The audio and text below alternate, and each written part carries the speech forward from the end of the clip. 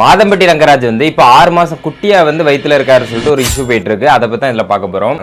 இங்க என்னன்னா லீகலா ஃபர்ஸ்ட் மனைவி இருக்கும்போது இரண்டாவது திருமணம் அப்படின்னு ஒன்று வந்து பண்ணவே முடியாது சட்டப்படி. ஆனா இங்க வந்து நடந்திருக்கு. அதுவே குற்றங்கும் போது 2 பேர் மேலேயும் அது குற்றம் தான். இந்த 2 பேரை விடுங்க. இதுக்கு முன்னாடி இதே மாதிரி வனிதா லீகலாவே அவங்க வந்து மேரேஜ் பண்ணதா அவங்க சொல்லியிருப்பாங்க.